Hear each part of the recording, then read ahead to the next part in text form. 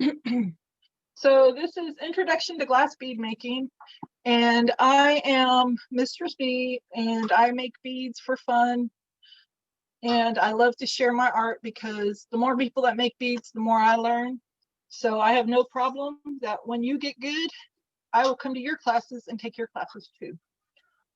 If you ever have a question, technical question on glass, a technical question on how to make a specific bead, if I can't help you, I know a lot of people who probably can, and I welcome any questions. So the first thing I always teach with glass beads is safety. It is very, very important to understand and grasp the dangers that you're working with. Whether you're working with a surface mix torch like this or a hothead torch,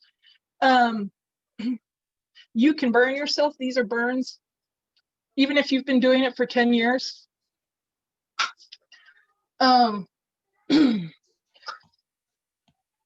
It's the things I usually will stress about is ventilation, clothing, and your setup. You want to make sure you're set up to be safe. Make sure you always have a fire extinguisher handy. Make sure that you have a clean exit route from your station. Don't put yourself in a position where you can't just run out the door.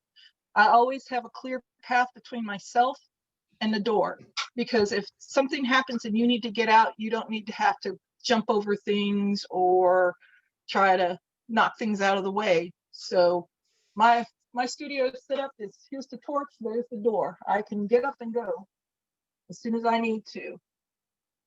I really don't advocate doing this in your house unless you have dedicated ventilation set up. Ventilation is probably one of the things that I harp on the most. You want to make sure you have makeup air, which is clean air coming into the room in greater or equal to quantities as the air that's being sucked out by your active ventilation.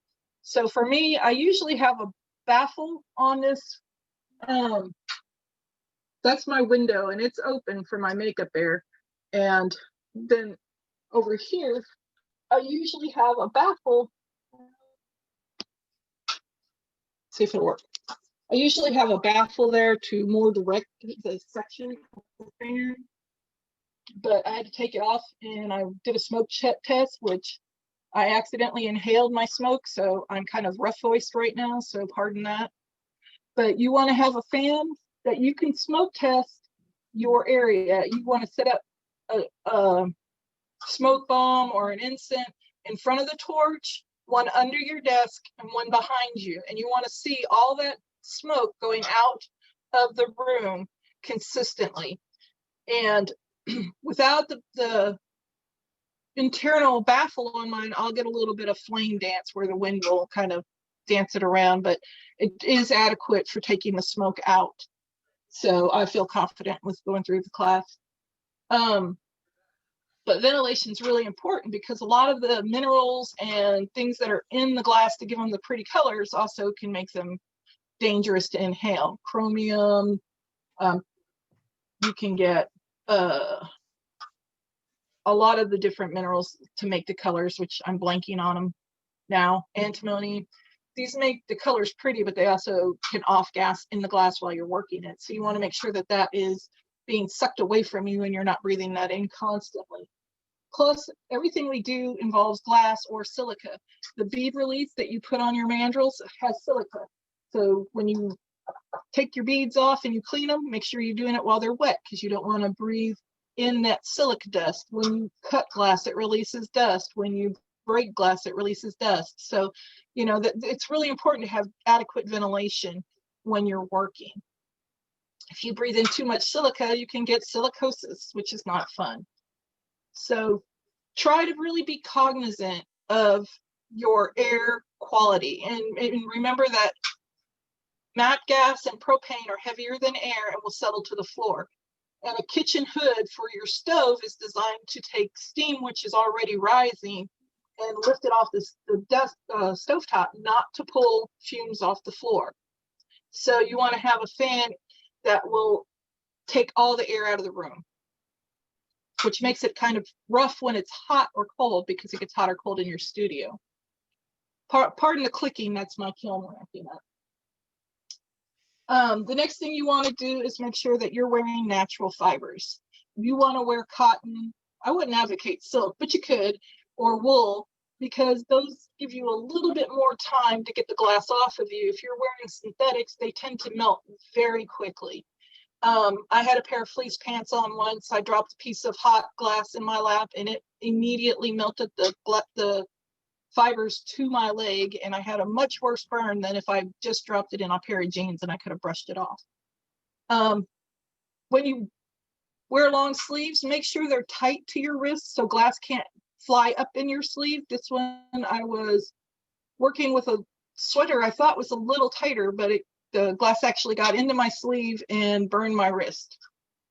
So be aware of that. Don't wear open toe shoes, and don't wear tank tops or bodices that push your cleavage up, because if you get hot glass down your shirt, it's very painful and the girls will not be happy, or the boys if you have chest hair. I wear a deer skin apron. I bought this at Penzic for like $8, and I just cut it here to put around my neck. It keeps me from being burned a lot, and I love it. So if you want to wear an apron, that's a good idea. Your glass that we're going to be working with today is called soft glass, and it melts at about 1500 degrees, and cremation takes place at about 1800 degrees, just for reference sake, so you can see how hot you're actually working. The flame from a MAP gas torch, just the MAP gas itself, is burning at 3700 degrees.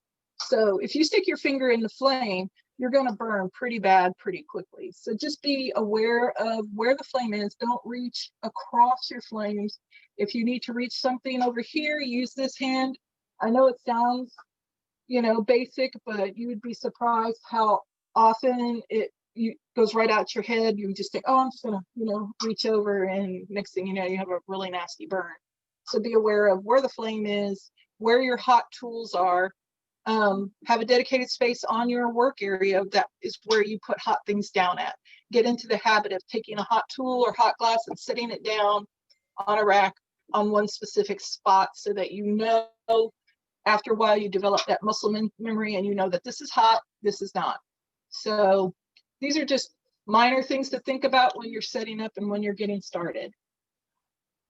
Always, always, always wear eye protection.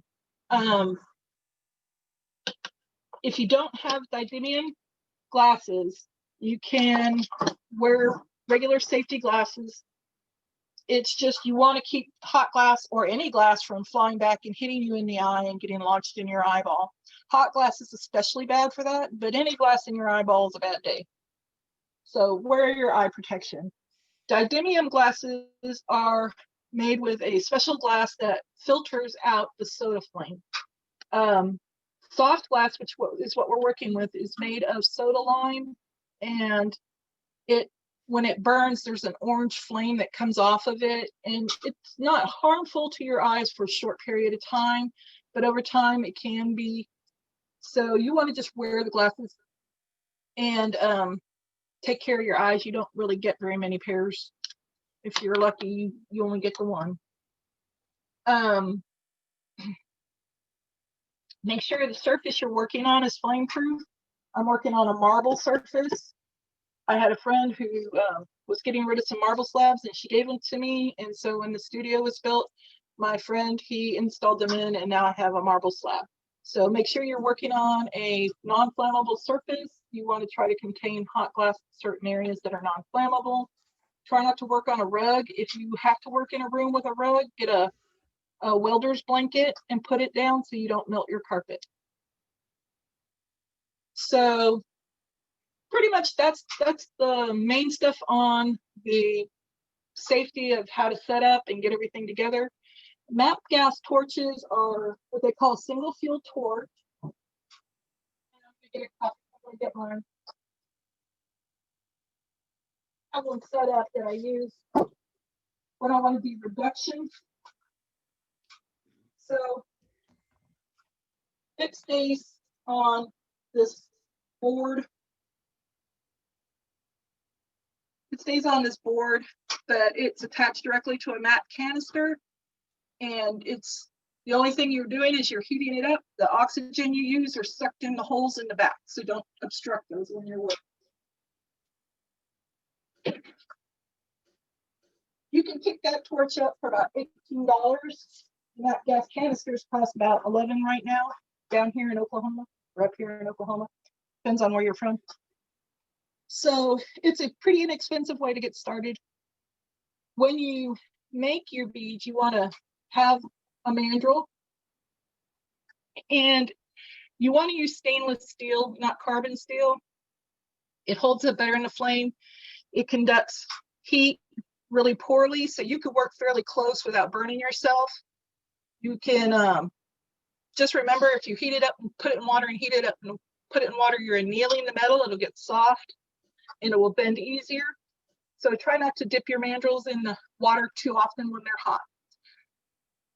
On your stainless steel mandrels, you're going to have a release, a clay release. It has silica and other ingredients in the clay that help when you build your bead on it. It keeps it from sticking directly to the stainless steel, so you can take them off the mandrel later. If you were to make a bead directly on the steel, it would not come off unless you use a hammer or cut it off and use the mandrel for as a bail or something. But you want to use your bead release so you can get it off. There are a lot of different brands. I have a list of the releases and the brands I recommend on my handout, which is available on the repository of handouts, Kingdom Ansteorra repository of handouts Facebook page. I have a couple handouts on there, the basic bead handouts on there, or I can email it to you directly. There are different size mandrels. The most common are 3/32 and 1/16. This one will bend a lot when you take beads off, but it makes smaller holes. This one makes your standard size hole. You can get larger mandrels for big hole beads or Pandora beads. And there are about a million different shapes and sizes of mandrels that you can get, but the 3/32 and 1/16 are your standard size. And you can make your own mandrels by going to a welding shop and getting the TIG rod.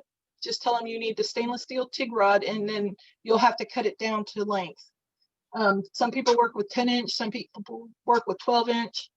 I use whatever I have on hand. I have a bunch of different sizes. I've picked up a lot in garage sales and stuff.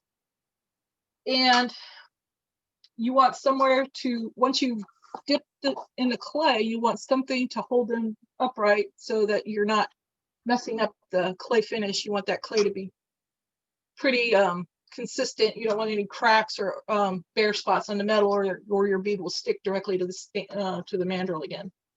I use corn cob, ground corn cob. You can get in the pet section for it. I was really surprised to find out that mice don't eat it. At least the mice in Oklahoma don't. They're not that desperate, I guess. But it works really good to hold my mandrels. You can get pre-drilled boards that you can set them in. This works really great for me, and I'm all about cheap. You want to have a bucket of water or a cup of water. If you use a cup, use a coffee cup or other ceramic cup that's not likely to thermal shock if you touch it with hot glass. I use these little cheap buckets you can get at the craft store. For basic tools, other than your mandrels and your release, I call them, the basics are pinchy, pokey, and pulley. So for pokies, I use a tungsten pick in a pin vise, but you can get dental tools relatively inexpensively, and you can use those to poke. The basic use of it is to poke and move glass, and you can use these sculpting tools also, work really good. The stainless steel sculpting tools you can get. I got these at Clay World, and they work really well for pokies. For pinchies, I use basic needle nose pliers that I don't use for jewelry anymore because they don't close all the way. They don't meet perfectly, and I don't like them anymore for jewelry. So I'll relegate them to the studio, or you can use just tweezers. Again, try to find stainless steel, but pokey, pinchy, and then pressy or pushy, I use marvers. And this is a brass marver, but they also come in graphite. I have way too many tools. So a graphite marver is just a flat marver made with graphite here, and graphite is really good because glass won't stick to it no matter how hot it gets. If you're using metal or other tools, if it gets hot, the glass will stick to the tool and you'll ruin your bead. So try to stick with graphite. I have a tool addiction. These are the rest of my marvers, and they have all different shapes and stuff in them. So I'm all about the tools. Those are the basic tools you'll want. Anything else is convenience, really. If you like to cut glass, you can cut glass with the shears we get at FCA events. Cuts glass really good. Mashers. These are flat mashers. Somebody took a pair of long tweezers and welded little flat pieces of stainless steel on them and made flat mashers. You can do leaf mashers. I have these mashers which make a lentil shape, and they're just basically ice tongs I got at Walmart. They're stainless steel. I have a rod rest. It's just basically chicken wire that I cut to put my hot tools and my hot glass on. And a flame-proof surface, and you're good to go. You also want to make sure you have a way to cool your beads down. And there are a couple different ways to do it, from cheap to expensive. The cheapest way I know is to go to the garden center, buy a bag of vermiculite. You can put that in a crock pot, and then when you're finished with your bead, you stick it in there and you let it cool down. You can also use fiber blanket, which is a kiln fiber. You can get this at welding stores, and you can also get it online at glass supply stores. There is a thing called annealing bubbles. It doesn't really anneal your beads, but it does cool it. It does cool your beads down. It's a silica. It's little silica bubbles. I put it in a crock pot, and it'll heat up, and it's the best for cooling your beads down slowly, because silica is a very poor conductor of heat. So once it gets up to temperature, it's slower to cool down as well. And then the most expensive way is to use a kiln, but it's also the only way you're going to be able to anneal your beads, is to put them in a kiln. And annealing is very important because, unlike metal, when metal's annealed, it's softer. When beads are annealed, they're harder. That's because when you work with glass and you pull it and it gets hot, you're taking it out of its crystalline matrices. Instead of the matrices being nice and organized, they're kind of off, and that puts stress on the inside of your beads. So eventually they'll start to crack, and eventually they'll fall apart. So it's really important to bring them back up to the temperature that the glass is soft enough that it'll realign those crystalline matrices, and it allows the glass to relax. And then you hold it at that temperature and slow it down and slowly cool it, which allows it to maintain that strength. So that is the basics of how to make a bead. I'm going to show you the basic lighting a torch. I'm going to show you a couple shapes. These are different shape beads that you can make. This is called a donut bead, or a spacer bead also, because it's small donut bead. And they're the easiest to make because when you're turning your mandrel, the centrifugal force wants to pull it out to the outside. But you can round that by going slower, and then your bead will turn more spherical because glass, being a liquid, wants to be a sphere. So in its molten state, it wants to be round. You can do barrel beads, which are basically just rolled out into a barrel shape. You can do bicone beads, which are smaller at the ends and bigger in the middle.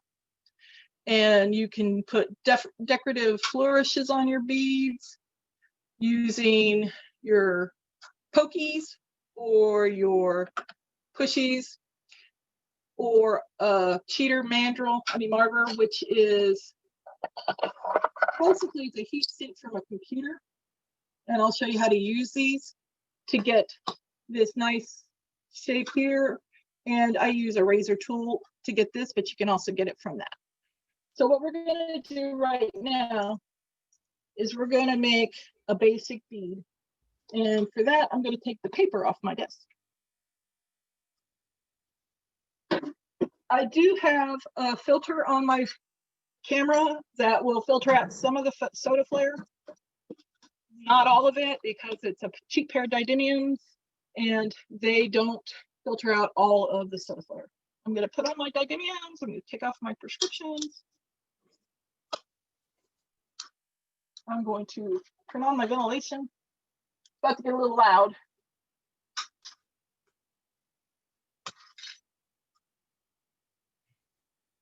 So I have my ventilation going. I'm going to turn, and first thing we're going to do is we're going to make a donut shaped bead. And I'm going to walk you through the process of how to make a bead. So when I light my torch, I'm going to light the propane first because that's the fuel, and then my oxygen is an accelerant to make it burn hotter. So you turn on your fuel first, and I always just light the torch. I light the lighter, and then I put it in a drawer. Don't leave it on the surface of your desk, because if any glass sparks off of there, it can burn through the surface, and that could be an explosion. So I always put it away to where it's not on the surface of my desk. So I have the torch lit. I know where my flame is, and I'm going to take my mandrel out first. Oh, I didn't get glass out. Let's see. Let's do white. So we're going to do white first because it has a property that when it's hot, it goes transparent, so you can see when it's ready to be used. So I'm going to introduce the glass slowly and bounce it in the flame to let it heat up slowly. And you notice I point the rod away from my face, because if it thermal shocks, it's more likely to shoot that way. If I'm doing it like this, or like some people do it like this, it's a possibility that it can thermal shock off this way and hit me in the face. And I don't like that. So I'm going to poke glass in the flame away from my face. I'm going to start heating the mandrel up here in the cooler part of the flame, because your hot glass will not stick to a cold mandrel. If you try to stick hot glass onto a cool mandrel, it's just going to dent. It's not going to stick. And I'll show you that in a second. So you can see that this glass is starting to turn transparent. And that means it's heating up. And as it heats up, you can leave it in the flame steadily, and you want to rotate it and try to balance that hot molten glass on the end of the rod. And then when I get ready to put it on, I'm going to come at a 90-degree angle, and I'm going to touch it and roll it. And I roll it away from me. Some people roll it towards them. And you want to put your mandrel slightly under the flame so that it's not getting the heat, but the rod that you're working with does. And I'm going to keep rolling that so it does not slump off the side, because gravity is not your friend. So if you try to stick hot glass on a cold rod, it just pokes at it. It does not stick. So that's why you have to heat up your mandrel and your rod of glass. So I'm going to put another wrap on. I'm heating up the glass. I put the bead under the flame, the rod in the flame, and I roll it away. And I just add a wrap of glass. And then I use the heat to cut that glass once it's on there. Once I have the glass on there, I'm going to direct the flame towards the front of the bead and then the back of the bead. And what that does is it pulls the glass down the mandrel and helps you get a nice round tucked in end. So that is basically a donut bead. It's round-ish, and it's kind of a flat in the middle, so it's not quite a sphere, but it is round. So that's your donut bead. If you wanted to go for a round, you could build up, and I'm going to keep this hot because thermal shock happens. What happens is your glass gets cold, and when you reintroduce it into the heat, it explodes violently because it heats up too fast. So just keep it warm, not hot. And then I'm going to put it under the heat, and I'm going to put the rod in the heat, and I'm going to roll that glass on there and build up that equator of the glass bead.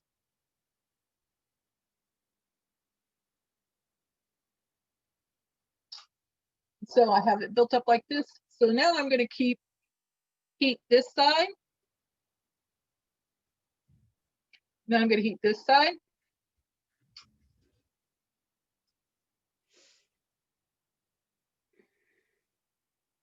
Then I'm going to heat this side. And if it gets too soft and it's out of control, if you feel like it's droopy or you don't have control, just take it out of the flame and keep turning it and let it get hard again, and then put it back in the flame. You don't have to leave it in there, and you don't have to bake it at 1,000,000 degrees the whole time you're working. You can let it cool down and harden up a little bit. So as you keep working it on each side, that glass is going to travel down the mandrel and become more round. If you find you have areas that are more voluminous on one side, just kind of let it hang and droop. So when I say let it harden up a little bit, you can hear that that's fairly hard on the outside. And then I'll put it back in the flame. And I'm going to heat up this side. I'm going to heat up this side. And what that's doing is it's widening out your bead. So the more you do that, the rounder it'll get.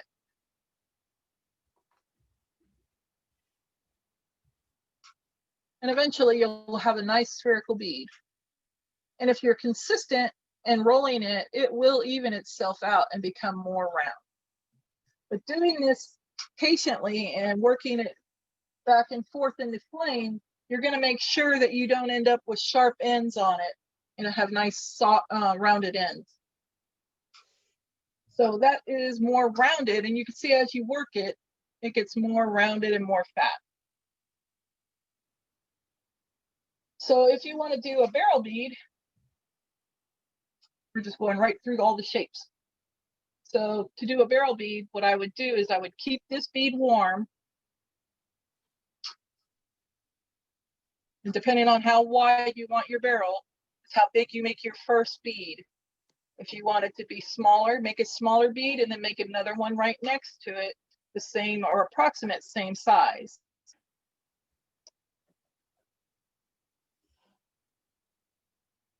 Again, work your bead under the flame, your rod in the flame to add the glass.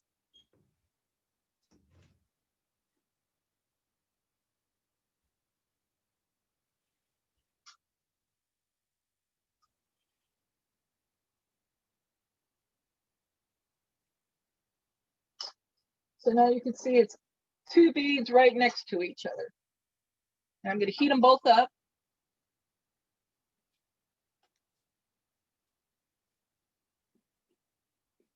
Then I'm going to let them cool down a little bit.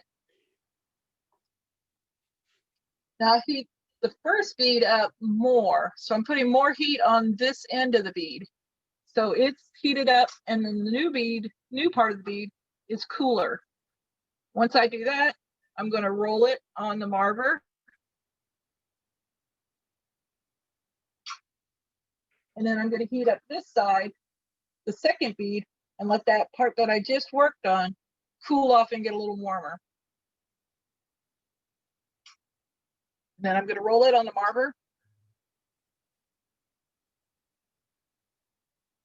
And I'm going to heat up the middle.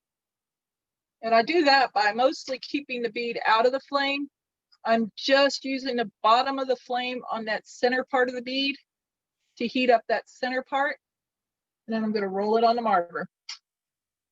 And what that does is it keeps you from having too much of a flat side. Sometimes if you heat up the whole thing and you go to roll it, as soon as you touch it to that marver, that's going to flatten one side. So you end up with one side being more flat, which I just did because it wasn't completely cool. But if you heat up one section at a time and roll it, the other side is going to keep you from flattening the whole thing out. So then you have basically a barrel bead. If I wanted to do a bicone out of this barrel bead, I would heat up one end, but not the center, just one end. And I would tilt it and roll it.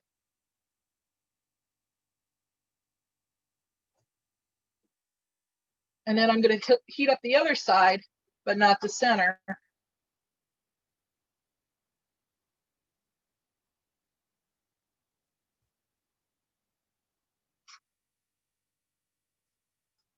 And then I'm going to roll it on the marver as well. And it kind of comes out with this funny looking shape to it. But now you're going to heat the center.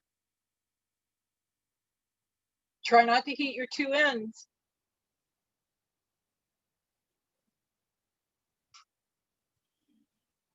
And you're going to use the tip of that one side and you're going to roll it.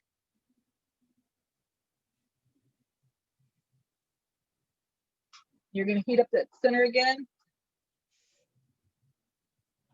but not the end. And you're going to tilt it the other way and roll it. And it takes a couple times rolling it to get it nice and even. So now I'll heat up the other side again, but not the center. And I'll roll it. And that gives you a bicone shape. And by not heating up the ends, it kind of keeps that center nice and in the center.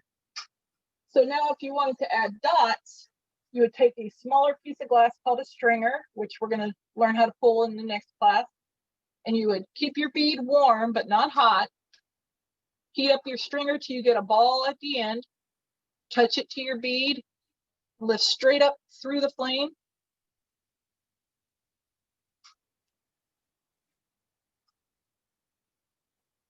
And the flame will cut that bead or cut that stringer off when you lift it up. Don't pull it up way up or it's going to pull a tip and it's going to fall over. If you just touch it, lift a little bit, it'll cut itself off. Like a 1/4 inch off the top. Now notice I'm keeping the bead under the flame and the stringer in the flame. So that's how you make a dot without it making a peak and falling over on you. And I'll melt those in. If you like bumpy beads, just leave them on the surface and you don't have to melt them in. If you don't like bumpy beads, you can melt them all the way in. And just reheat them.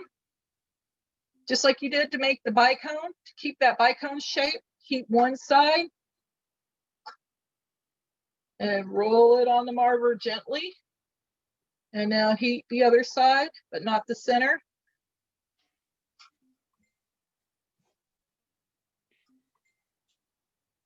And roll it on the marver.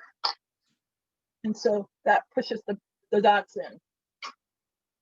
And they're really badly placed in all over the place, but that's because I'm rushing. So if you want to just lay a stringer in a line, heat up your base bead. Now let it cool down a little bit. Keep it under the flame. You're going to work to the side of the flame because there's enough heat on the side of the flame, right on the very edge, to heat your stringer and just push it down. You don't want to pull your stringer because what that'll do is stretch it out thinner. So you want to take your stringer, work on the outside, and just push it down on the surface. You'll see I keep flashing it in and out of the heat because sometimes it gets a little stiffer. And so you want to just flash it in the flame. What you want to try not to do is have that stringer lifted up from the edge of the bead, because if you have that stringer lift up, then it's going to break when you heat it up. So you can heat it a little bit and push it down to the surface. Heat it a little bit, push it down to the surface. That way it doesn't break as you're pushing it, as you're heating it back up.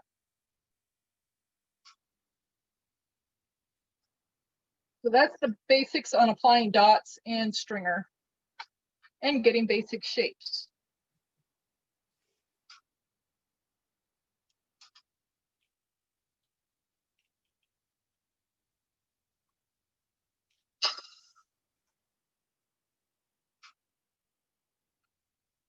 Are there any other shape? Oh, I wanted to show you how to use that neato computer heat sink. Hold on, I'll do that real quick. You can get those for about $7 at the glass supply places. A lot of people will have them that they'll sell you the used ones. Again, for people that came in late, it's just a computer heat sink. It's aluminum. And you can use it to make designs on the surface of your beads. And we're going to use white again because it melts fast. Your solid bead, your solid opaque colors tend to melt faster and are softer. And your transparent colors tend to be stiffer and a little bit harder to work with, or harder as in stiffer. And that's because of the density of additives to the glass.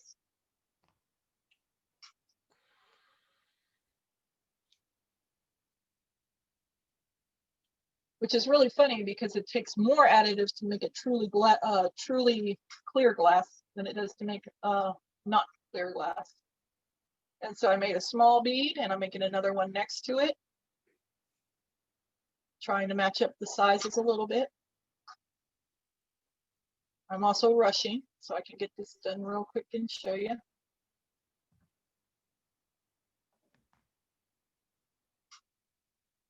Some people mount those marvers onto a handle so they can hold them off the surface of the desk. I do not recommend holding them in your hand as you work with them because they do get hot and you will burn yourself. So I made a basic quick down dirty barrel bead. I'm evening it out a little bit.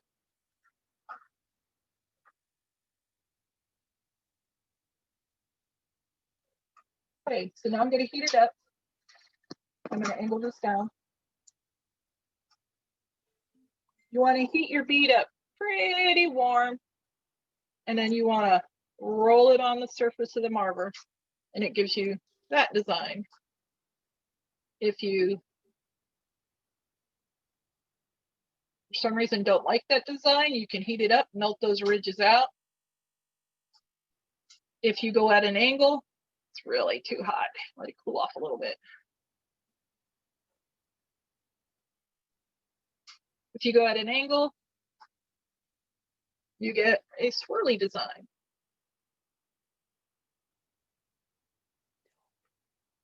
So pretty much there are a lot of ways to come up with different designs and different textures. There are some perforated metals that you can roll over it and they call it the holy roller, and it just makes a round whole dot pattern on your beads. There are a million different textures out there. Just make sure you're using metal, not wood, unless you soak the wood in. If you soak the wood in water and then do it, you can do that.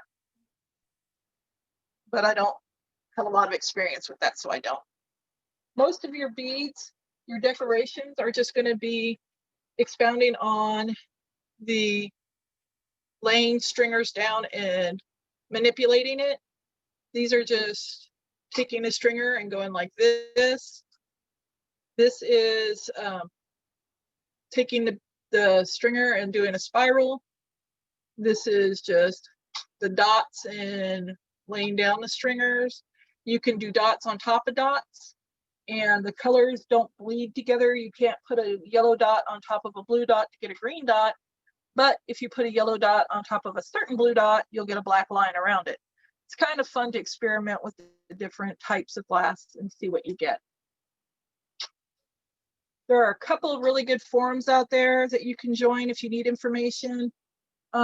If you're from a different kingdom and you want somebody to talk to, let me know. I generally have at least the names of the people in the different kingdoms that I can refer you to. And I know that most glass people love to teach, love to share, and have as many people as possible to geek out with. So just let me know, and I'm happy to help you hook up. And I'm going to try to get over to the chat and see if there were any questions that I missed. I'm really bad at this Zoom stuff. So just bear with me, please. You're doing fine, dear.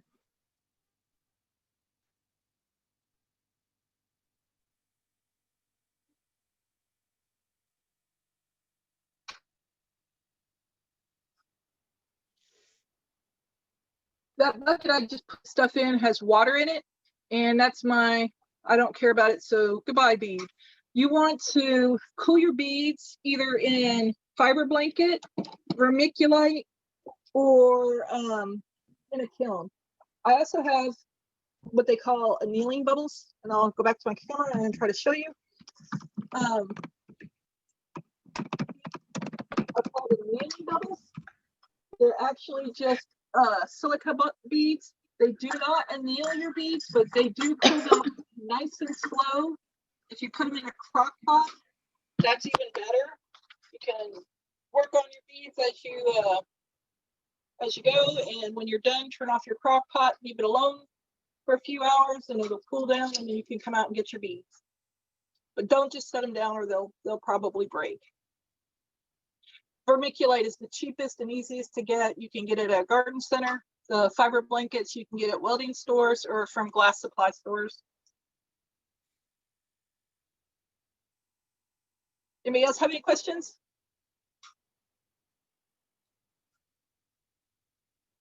So once it's cooled off, this one will probably break in my hands, but once it's cooled off, if I can figure me out again, it'll be on the mandrel and your bead release. You want to soak it once they're cooled completely down, soak them in a little bit of water, and they'll just, you can just usually twist them right off the end of the rod. Sometimes you'll have to get a pair of pliers and put it right here and then twist. If they're really stuck and you want to try to save it, you can stick it in the freezer for a little while and then try to take it off. And sometimes that will help, since the mandrel will cool faster than the glass will. So sometimes it'll pop loose a little bit. Otherwise, there's a couple different ideas. People use rivet guns and slide the mandrel in there and force it off that way. I haven't had good luck with that. I've always chipped them, but you can try it. I found it's a good idea to hold the bead with something besides a bare hand. I've had them break when I was trying to take them off before, and those little shards of glass will slice your hand. Yeah, glass is sharp. It will cut you. I usually, if I'm not using just my bare hand, I like to feel what I'm doing. So I usually just use my bare hand, but if I'm not, I usually just grab the end of my t-shirt or whatever I'm wearing and do it. But yeah, sometimes having something else in your hand is helpful. Wearing a glove, a leather glove, because that way you still have the ability to manipulate with your fingers and less likely to get cut. That works too. My favorite thing is a rubber jar opener because it grips the bead real tightly. Yeah, that works too. There are a ton of different ideas, techniques, and processes. You could probably take this class from 6 different people and have 6 different processes. But it's a lot of fun, and glass is totally period. It's more period if you do it over a glass, a kiln that's been built outside, and that's all. It's a lot of fun to do it, but I tend to want instant gratification, and that's a lot of work for me. So I tend to work mostly on a torch. But I found that most of the crafts that I stick with and do pretty good with are things that I can get instant gratification. I do embroidery and weaving when I want, and spinning when I want something to focus a long period of time on. Oh, I don't remember that vendor's name. It was the one with all the bones and antler. It's right next to the fiber shop. It's right next to the wool shop. But he had a box of deer hides for like between 10 and 20 bucks. And it's just the simple deer skin. I drew runes on it, but they don't mean anything. It's fun to watch people try to interpret them. They're just random runes. Mostly I did it to drive my apprentice crazy because she's Swedish. And it makes her crazy that it doesn't actually mean anything.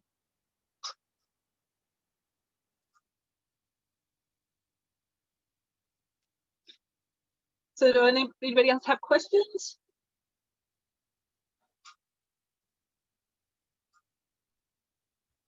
Or tips you want to share? We got about 10 minutes. Is there anything that I did that you want more information, or would you like to see a technique done again? For, we've got about 10 minutes, so I could pretty much recreate anything I did.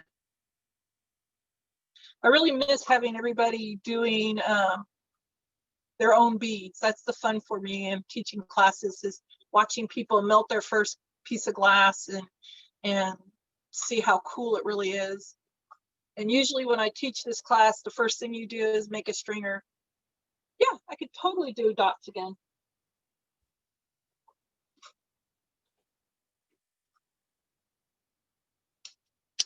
I like doing dots because they're kind of the basis to most things I do.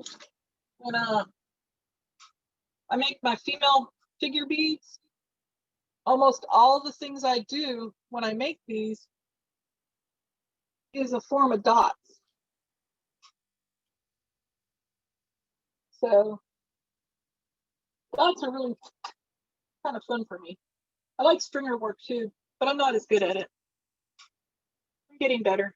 I'm really, really out of practice. I haven't been on a torch for a couple of years due to life transitions. But I was really, really blessed to have the ability to build a new studio, and a friend who's an amazing builder who came out and finished the inside of this shed into a studio, and it's got 2 work spots. And so eventually I'll be able to work with people. I don't really recommend torches because usually I'm teaching a class on hotheads. If you can afford to start and have the room and capacity to start with a surface mixed torch, you will be a lot happier with it. But if you want to just try this art form out and not invest a whole lot of money, I would recommend go ahead and get the hothead torch. You can get the ones at Barony fairly inexpensively, and they're not as good as the actual name brand hotheads, but they work just fine, and they're about 20 bucks.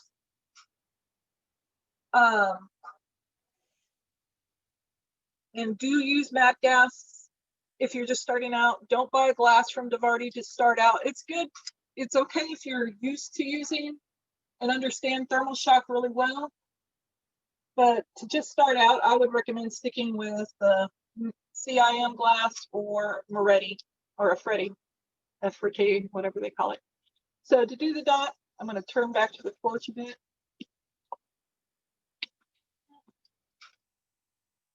So I have my base bead made, and I'm just going to let it cool to the surface is hard, and then keep it warm but not hot, and I'm working that bead under the flame, and you put your stringer in the flame until you get a ball. Touch the ball to the surface and lift it up through the flame, and the torch will cut that glass. So just touch it, lift up, and let the torch cut the flame. Let the flame cut the rod. Don't lift up too high, or you get that right there. I don't know if I can get it to focus in, but see that little string of glass sticking up on the top? If you pull away too fast, you'll end up with that, and then it's possible for that to fall back down onto the surface of the bead. So just touch and lift up. So one of the things about melting dots in if you heat the bottom of the dot, if you like put the dot in the flame, it's going to suck itself into the surface of the glass because it wants to be spherical. So anything that sticks out, that glass really wants to go back up into the main body of the glass. It goes towards the heat. And since the base of the bead is hotter than the dot, it's going to want to go into the surface of that bead. So you see, that's why your dots melt in. If you get really good at consistent balls on the end of your stringer, you get consistent dots. If you tend to push down harder, you get bigger, wider dots. Make sure you melt the dot to where the base is flat to the bead. If you have undercuts, sometimes those dots will pop off. Did that help?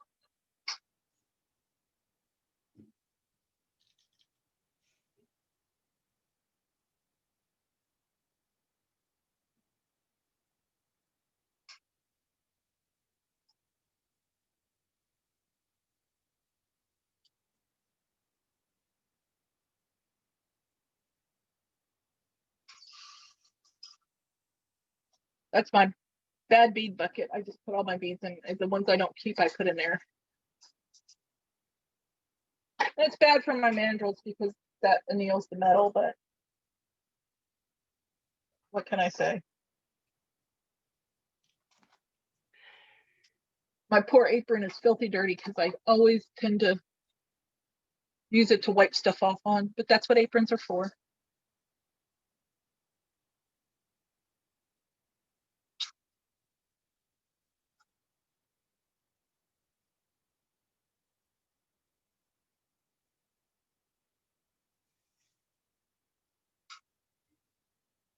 You can put a layer over the dots and it doesn't ruin them. You can put clear glass over it and it kind of helps spread the dots sometimes. You don't want to, you want to be aware of what glass reacts with glass. Some teals don't react well with yellows, so you don't want to get them scummy. If you get too close in on a hot head, you want to figure out your flame chemistry, and I talk about that in the handout. So there's 3 cones in a hot head. There's one that's right next to the torch, there's one that's next out, and then there's one further out that you don't see as well. This is where you keep things warm, and in the middle one is where your hot spot is. If you get further inside that hot spot, you want to make sure that you listen, because your torch will go real loud at you if you get too close in, and it will turn your beads kind of a scummy gray color. So you want to be aware of where you're at in the torch.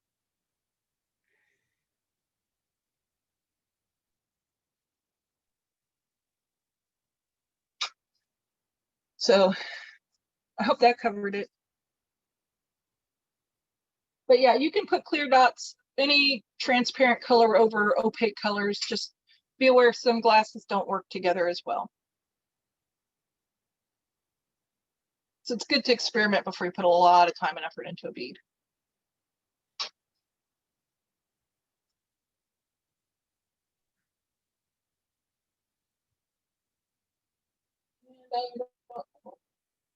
Okay, so it's 1:56. I'm going to go ahead and start setting up the stuff for the twisties and stringer and frick class. The twisties we're going to do are going to be, they're going to go between the simple melt and pull to 2-rod twisty to a complex twisty to ribbon cane. You're very welcome. To ribbon canes and wig bag. I think wig wags were the last thing on the list.